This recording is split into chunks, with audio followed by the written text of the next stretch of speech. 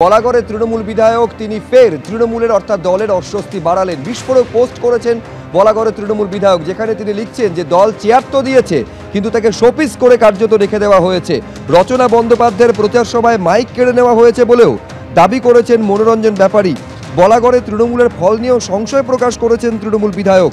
দলীয় কোন্দল নিয়ে বিতর্ক এই রকম জায়গায় পৌঁছেছে।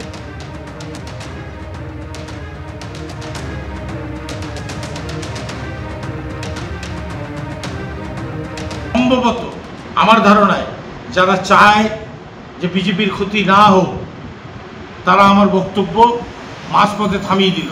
তারা কি আপনার এই দলের? হ্যাঁ, আমার দলের মধ্যে বিজেপির লোকজন ঢুকে বসে আছে। তারা দেখছে যে আমি যে কথা বলছি তাতে বিজেপির ভোট কমে যাবে। ফোনটাটা আমি হয়েই রয়েছি অনেক দিন ধরে। প্রার্থীর একজন সহায়ক আমাকে ফোন করে ওই মিটিংটায় থাকতে বলেছে, তাই আমি গেছি, নাহলে আমার যাওয়ার কোনো রকম কোনো ইচ্ছা বা আমার মনোবাসনা ছিল না। কিন্তু যেহেতু বারবার ফোন করে আমাকে ওখানে যেতে বলা হয়েছে, আমি ভেবেছি না গেলে পরে ওটার একটা খারাপ বার্তা যাবে, তাই গেছিলাম। কিন্তু আমার বক্তব্য রাখা যাবে না, আমি খালি গিয়ে ওখানে শোপিস হয়ে দাঁড়িয়ে থাকবো, এর জন্য আমাকে ডাকা যদি হয়ে থাকে।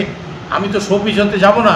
আমি তো আমার মানুষ, যারা ওপার বাংলা থেকে আসা মানুষ, রিফিউজি মানুষ, শরণার্থী মানুষ, উদ্বাস্ত মানুষ, তাদের সামনে যে ভয়াবহ বিপদটা আসছে সেটা নিয়ে সচেতন করার কথাগুলো বলবো, এটাই আমার কাজ।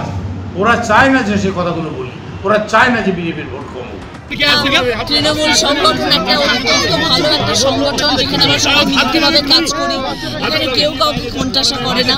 সবার মধ্যে মনোমালিন্য হতে পারে, সবার মধ্যে কিছুটা হয়তো মতবিরোধ থাকতে পারে, কিন্তু সবসময় আমার মনে হয় দিনের শেষে আমাদের সবসময় এটাই মনে রাখা উচিত যে আমরা সব কিছু ভুলে এই বিষয়ে কি কথা বলবেন? নিশ্চয়ই কথা বলবো। তুমি আমার এমএলএ, আমি কথা বলবো না?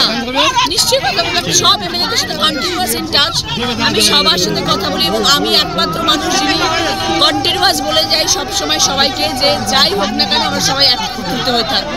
বিজেপি বলেছিল নাগরিকত্ব আইন এনে নাগরিকত্ব দেবো, এখনো পর্যন্ত কেউ নাগরিকত্ব পায়নি। 40 পাতার ফর্ম তৈরি করেছে। সেই নাগরিকত্ব আইনে আপনাকে প্রথমে ঘোষণা করতে হবে যে আমি বাংলাদেশি, আমি পাকিস্তানি, আমি আফগানিস্তানে থাকি।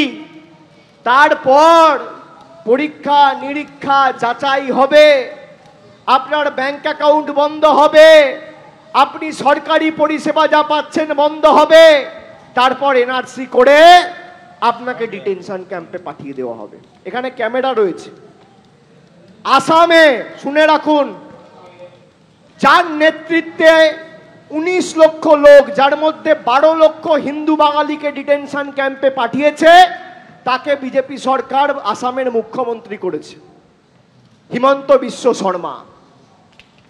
আসামে এনআরসি হয়ে 12 লক্ষ হিন্দু বাঙালিকে ডিটেনশন ক্যাম্পে পাঠিয়েছে।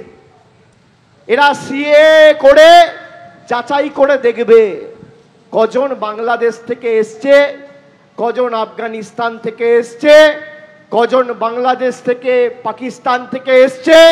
তারপর এনআরসি করে এদেরকে বাইরে পাঠিয়ে দেবে।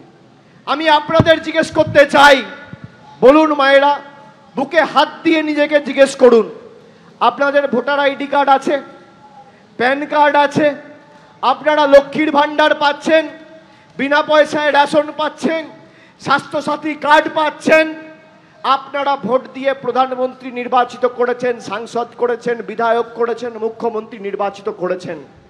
মমতা বন্দ্যোপাধ্যায় থাকতে আপনাদের কারোর কাছে হাত পাততে হবে না।